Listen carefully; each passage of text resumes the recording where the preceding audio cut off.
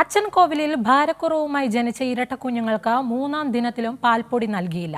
ആദിവാസി ദമ്പതികൾക്ക് മഴക്കെടുതി കിറ്റ് ഇന്ന് രാവിലെ നൽകിയ കിറ്റിലെ കാലാവധി കഴിഞ്ഞ 2 പാക്കറ്റുകൾ ST പ്രൊമോട്ടർ എടുത്തു മാറ്റി. അതേസമയം അമ്മയ്ക്കും കുഞ്ഞുങ്ങൾക്കും പുനലൂർ താലൂക്ക് ആശുപത്രിയിൽ ചികിത്സ നൽകി.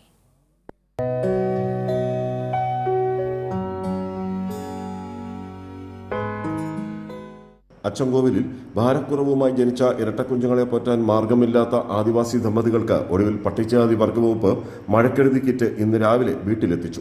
ഈ കിറ്റിലാണെങ്കിൽ 2 ഐറ്റം കാലാവധി കഴിഞ്ഞതും പക്ഷേ ST പ്രൊമോട്ടർ കിറ്റ് കൈമാറും മുമ്പേ അത് എടുത്തു മാറ്റി. ഗർഭസ്ഥകാലത്ത് ആവശ്യമായ സഹായം നൽകിയില്ലെന്ന് അഞ്ജു കൈരളി ന്യൂസിനോട് വെളിപ്പെടുത്തി. മറ്റേ ജനനിയുടെ ഫോം ഞങ്ങൾ കൊടുത്തേ, പിന്നെ ഞങ്ങൾക്ക് എന്ത് കൊടുക്കേണ്ടതെന്ന് ഞങ്ങൾക്ക് അറിയത്തില്ല. വേറെ ഡോക്ടർമാരും വരുമായിരുന്നു. അവരാണ് എനിക്ക് ജനനിയുടെ ഫോം എന്നിട്ട് ഇതേപോലെ പ്രൊമോട്ടറിൻ്റെ കൊടുക്കണമെന്ന് പറഞ്ഞത്. അങ്ങനെ അത് ഞാൻ ചെയ്തത്. പിന്നെ വേറെ എനിക്കറിയത്തില്ലായിരുന്നു, അതുകൊണ്ടാണ് ഞാൻ ഒന്നും ചെയ്യാത്തത്.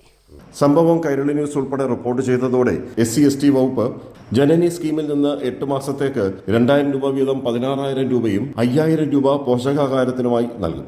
അതേസമയം പട്ടികവർഗത്തിനുള്ള പോഷകാഹാരം ഉൾപ്പെട്ട മഴക്കാല കെടുതി കിറ്റ് നാളിതുവരെ ഒരു ആദിവാസി കുടുംബത്തിനും ജില്ലയിൽ ലഭിച്ചിട്ടില്ല.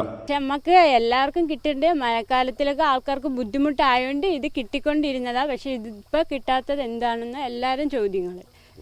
വാർഡ് മെമ്പറും ആശാ വർക്കറും ഈ കുടുംബത്തിനാവശ്യമായ സഹായം എത്തിച്ചില്ലെന്ന ആക്ഷേപമുണ്ട്. മന്ത്രിമാരും ഇവിടെ തിരിഞ്ഞു നോക്കിയിട്ടില്ല. ക്യാമറമാൻ രാഹുൽ ചന്ദ്രനൊപ്പം രാജ്കുമാർ.